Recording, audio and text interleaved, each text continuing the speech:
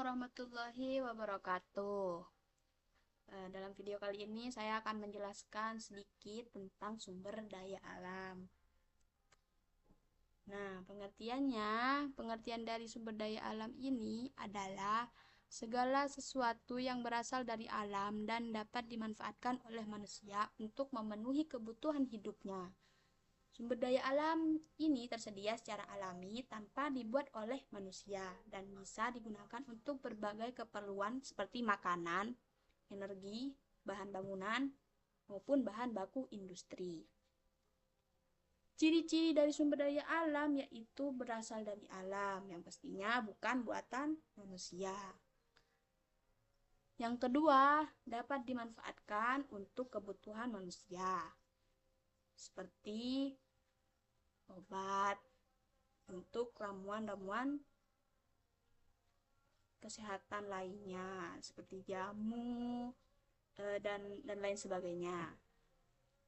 Dan jumlahnya bisa terbatas atau dapat diperbarui. Selanjutnya, jenis-jenis dari sumber daya alam yaitu ada dua. Yang pertama, sumber daya alam yang dapat diperbarui, contohnya seperti air, hutan, hewan, dan tumbuhan. Yang kedua, sumber daya alam yang tidak dapat diperbarui, contohnya minyak bumi, gas alam, batu bara, dan logam.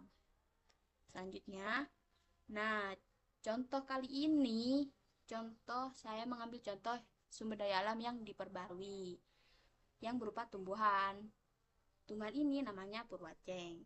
Purwaceng ini merupakan salah satu sumber daya alam yang berasal dari tumbuhan dan dimanfaatkan oleh manusia, terutama sebagai tanaman obat. Purwaceng ini adalah tanaman herbal yang banyak tumbuh di daerah pegunungan, terutama di kawasan dataran tinggi seperti dataran tinggi Dieng. Tanaman ini sudah lama dimanfaatkan oleh masyarakat sebagai bahan jamu tradisional.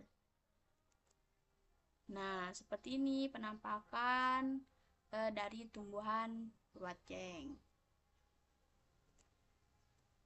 Lanjut, perkembangbiakan dari tumbuhan purwaceng ini berkembang biak secara generatif melalui proses perkembangbiakannya melalui beberapa tahap berikut. Yang pertama, pembungaan. Tanaman purwaceng menghasilkan bunga kecil yang menjadi alat reproduksi. Yang kedua, penyerbukan. Serbuk sari dari bunga jantannya si tumbuhan purwaceng itu dipindahkan ke kepala putik bunga betina, yaitu bunga betina yang sama-sama purwaceng. Terus, proses ini biasanya dibantu oleh angin atau serangga. Selanjutnya, yang ketiga, pembuahan. Setelah penyerbukan berhasil, terjadi pembuahan yang menghasilkan biji. Yang terakhir, perkecambahan biji. Biji yang jatuh ke tanah, biji yang dari pembuahan tadi, yang dihasilkan tadi akan jatuh ke tanah dan akan tumbuh menjadi tanaman purwaceng baru jika kondisi lingkungannya mendukung. Selanjutnya, manfaat dari tumbuhan purwaceng. Manfaat dari tumbuhan purwaceng ini digunakan sebagai obat herbal untuk meningkatkan stamina dan juga digunakan sebagai jamu atau minuman kesehatan.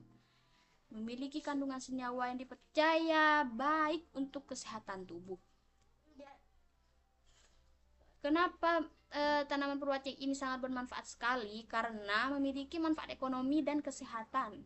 Dan purwaceng ini termasuk sumber daya alam hayati, yaitu tanaman yang berasal dari makhluk hidup yang berupa tumbuhan yang bernilai tinggi. Dan kesimpulan dari penjelasan tadi dari awal yaitu